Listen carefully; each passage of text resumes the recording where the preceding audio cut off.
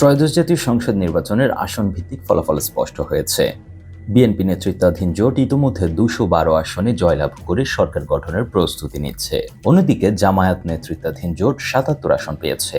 তবে গণভোটে হ্যাঁ জয়ী হওয়ায় এবার এসেছে ভিন্ন আমেজ।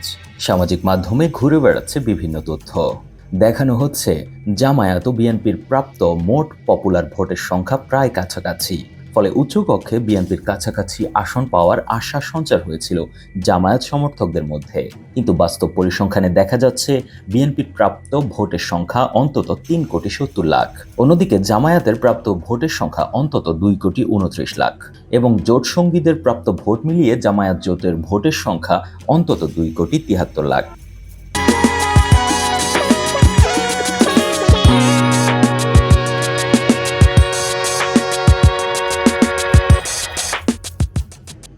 আনুপাতিক প্রতিনিধিত্বের হিসেবে বিএনপি মোট ভোটের আনুমানিক ৫০% এবং জামায়াত জোটের ভোটের হার আনুমানিক ৩৯%।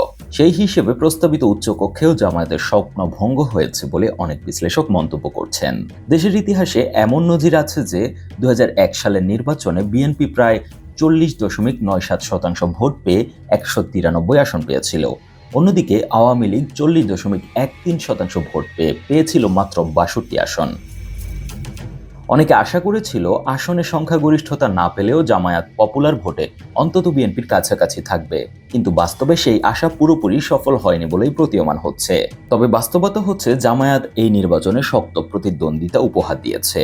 পরিসংখ্যান বলছে ২০০১ সালে জামায়াতের ভোট ছিল মাত্র ২৪ লাখ এবং ২০০৮ সালে তা বেড়ে হয়েছিল ৩৩ লাখ। সেখান থেকে ২০২৬ সালে জামায়াতের ভোট ৫৯৪% বৃদ্ধি পেয়ে হয়েছে ২,২৯,০০,০০০ মতো।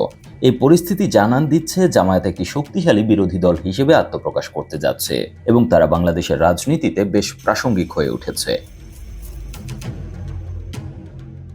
এদিকে গণভোটের ৪টি প্রশ্নের মধ্যে দ্বিতীয়টি ছিল আগামী জাতীয় সংসদ হবে ২ কক্ষ বিশিষ্ট ও সংসদ নির্বাচনে দলগুলোর প্রাপ্ত ভোটের অনুপাতে ১০০ সদস্য বিশিষ্ট একটি উচ্চকক্ষ গঠিত হবে এবং সংবিধান সংশোধন করতে হলে উচ্চকক্ষের সংখ্যাগরিষ্ঠ সদস্যের অনুমোদন দরকার হবে। এবং চতুর্থ প্রশ্ন ছিল জুলাই সনদে বর্ণিত অন্যান্য সংস্কারগুলো রাজনৈতিক দলগুলোর প্রতিশ্রুতি অনুসারে বাস্তবায়ন করা হবে। সেক্ষেত্রে বর্ণিত উচ্চকক্ষ গঠনে কোনো দলের নোট অব ডিসেন্ট গ্রাহ্য করার সুযোগ সীমিত বলে মনে করা হচ্ছে। বিশ্লেষকরা বলছেন নির্বাচনের ফলাফলে যেমন সংসদে ক্ষমতার বিন্যাস নির্ধারিত হয়েছে, অন্যদিকে দেশের ভবিষ্যৎ শাসনতন্ত্র ও সাংবিধানিক সংস্কারের প্রশ্নে জনমত স্পষ্ট হয়েছে। নিউজ ডেস্ক, ২১শে টেলিভিশন।